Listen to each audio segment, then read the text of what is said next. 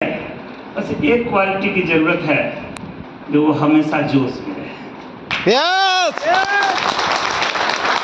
जो लोग सुस्त होते हैं, मायूस होते हैं, वो किसी भी क्षेत्र में फोटो खींच दीजिए सर तेज रफ्तार से आगे नहीं बढ़ पाते। लेकिन जो लोग हमेशा उत्साहित होते हैं, हमेशा जागृत अवस्था में रहते हैं और हमेशा चाहते हैं जो हम अपने जीवन में सफलता को हासिल करें, वो लोग निश्चित तौर पर अपने मंजिल पर पहुंच जाते हैं।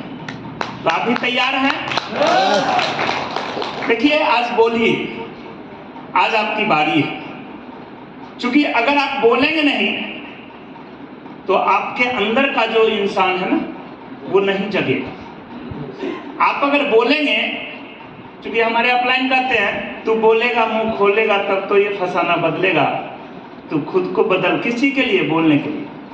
तू खुद को बदल, तू खुद को बदल, तब तो ये जमाना बदलेगा। बदलाव चाहते हैं? परिवर्तन चाहते हैं?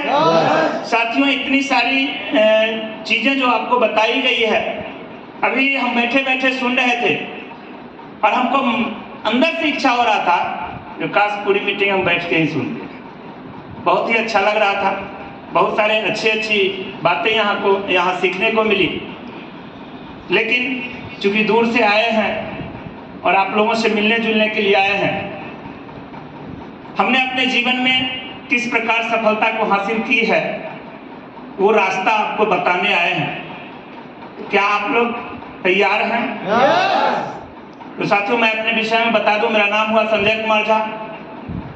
मैं रहने वाला हूं समस्तीपुर रोसड़ा का, जो कि बिहार में है। बाय प्रोफेशन मैं एक मैकेनिक था, अपना मोटर गैरेज चलाया करता था। आरसीएम से पहले उस गैरेज से मेरी अच्छी खासी आमदनी थी। बता दूं विकेशर, तो कम से कम उस जमाने में कम से कम 2-3-4 हज़ार रुपया प्रत्येक दिन का इनकम हुआ करता था, खर्चा छोड़ के। क्योंकि वहां पर 75 रुपये का नोजल का भी 700 रुपये ले लिया जाता था। क्या डॉक्टर साहब, इसका कोई अंत नहीं है। तो मोटर की बात ज्यादा न करेंगे। तो वहां पर अर्निंग अच्छा था, लेकिन अर्निंग के साथ साथ वहां पर जो संगति थी हमारी, वो मोटर वालों से थी, ड्राइवर से, कंडक्टर से, खलासी से। उसके साथ उठना बैठना, खाना पीना, रहना सहना। और अगर बदनाम अगर किसी विषय में जाना जाता है तो मोटर, होटल और थिएटर, ये 3 सेक्टर जो है वो थोड़ा सा बदनाम माना जाता है। तो उस माहौल में रहने के बाद हमारी भी वातावरण की वजह से हमारे शरीर में भी बहुत सारी विसंगतियां आ गई थी, जिसके वजह से हमारा शरीर खराब होता चला गया। आज जिस हाल में आप देख रहे हैं ना, ये हाल मेरा नहीं था।